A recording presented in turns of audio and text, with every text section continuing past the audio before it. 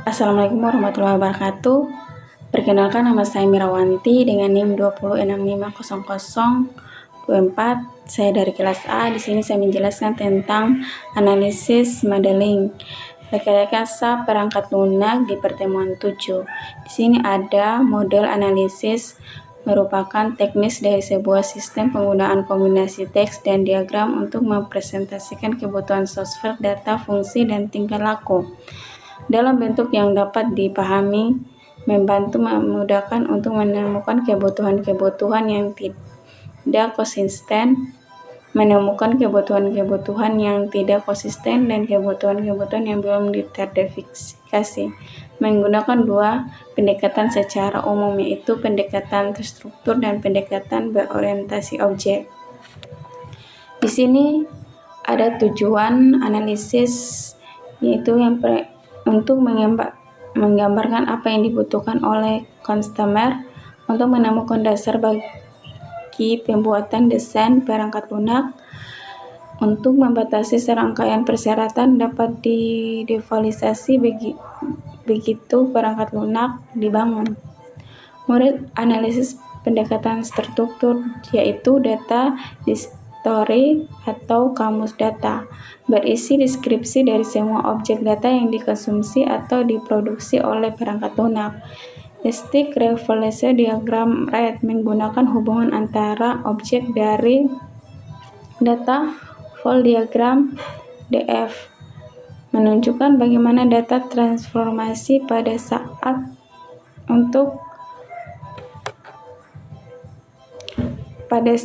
di setiap fungsi yang didefinisikan dalam VDE dijelaskan dengan menggunakan sebuah process setelah diagram, menunjukkan bagaimana sistem tingkah laku secara akibat kejadian eksternal setelah digunakan untuk mempresentasikan model tingkah laku. Informasi tambahan mengenai aspek kontrol dari perangkat lunak dimasukkan ke dalam control specification or. Di sini ada struktur modeling analisis. Di sini ada model data. Model data ini ada elemen objek data representasi dari sebuah informasi harus dipahami oleh perangkat lunak. Dapat berupa orang, benda, event, atau tempat untuk organisasi lainnya. Atribut properties dari suatu objek data, memberikan nama suatu objek data, menggambarkan karakteristik objek data, membuat diferensiasi untuk objek data lain, itu mengidentifikasi bagaimana objek data dihubungkan dengan objek data yang lain. Di sini ada contoh objek data, atribut, dan relasi. Di sini ada orang, objek. Di sini objeknya, atributnya itu nama, ID card, and nomor. Di sini ada orang lagi. Di sini ada benda. Selanjutnya di sini ada model data. Model data di sini ada menggambarkan jumlah etik yang dapat dihubungkan dengan etik lain melalui realisasi. Di sini ada modeling informasi dan aliran informasi, menunjukkan hubungan antara eksternal attitude, program, data item, dan data story. DVD tidak menunjukkan prosedur secara detail, tetapi hanya aliran data melalui perangkat lunak. DVD dapat dipraktis ke level-level berikutnya, yang mempresentasikan aliran-aliran informasi dengan lebih detail. Level disebut juga diagram konteks yang merepresentasikan sebuah elemen sistem dari elemen-elemen berikut untuk menggambarkan proses yang lebih detail. Di sini ada behavioral modeling. Di sini ada mendeskripsikan status sistem yang dapat muncul ketika perangkat lunak digunakan. Mendeskripsikan kelakuan sistem. Di sini tools. Dan selanjutnya di sini stack traction diagram, mempresentasikan tingkah laku dari suatu sistem dengan menggunakan keadaan dan kejadian yang menyebabkan sistem mengubah keadaan. Di sini ada contoh stack untuk sistem pada mesin penjual minuman es. Di sini ada instalasi terima koin baru. Di sini koin baru ini adalah menggunakan koin. Menggunakan koin ini adalah pembayaran dikembalikan dan diterima koin baru. Di sini minuman dikeluarkan terima koin baru. Selanjutnya di sini masukkan pilihan, ada pilihan sini dan mengeluarkan minuman.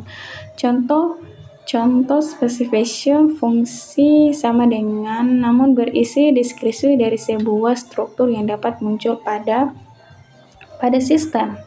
Di sini ada tugas kasus buat record dan FDR dari sistem berikut.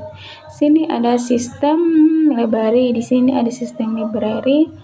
Di sistem library ini ada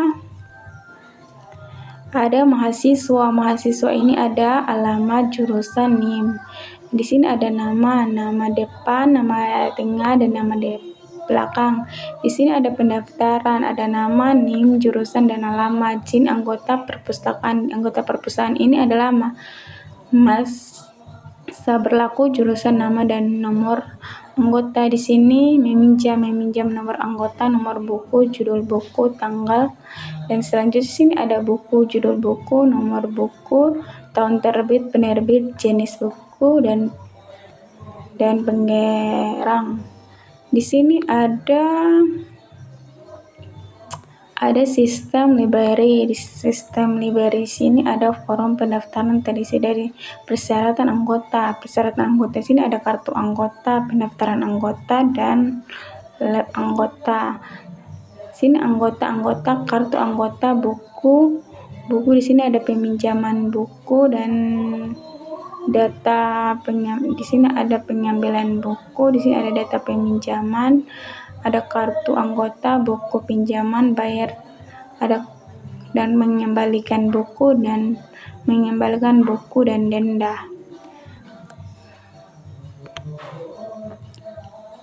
Selanjutnya di sini ada sistem library. Sistem library sini adalah setiap pengunjung yang ingin membaca pustaka harus mendaftar dulu sebagai member.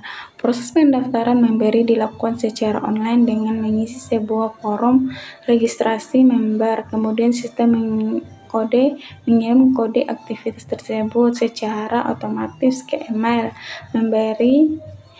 Setelah itu member melakukan aktivitas dengan memasukkan email dan kode aktivitas ke forum aktivitas. Member dapat melakukan scan untuk mencari kontrol pustaka yang ingin berdasarkan keyword. Sebelum membaca perpustakaan, member harus terlebih dahulu melakukan login ke sistem dengan menginput elemen sistem sebagai unsur password melalui forum login. Di sini ada sistem akan melakukan validasi. Jika email password valid, maka user bisa membaca user perpustakaan. Jika tidak, maka akan muncul peringatan bahwa user ini salah. Baik, itulah penjelasan saya. Lebih dan kurangnya mohon dimaafkan. Billahi taufiq wal hidayah. Wassalamualaikum warahmatullahi wabarakatuh.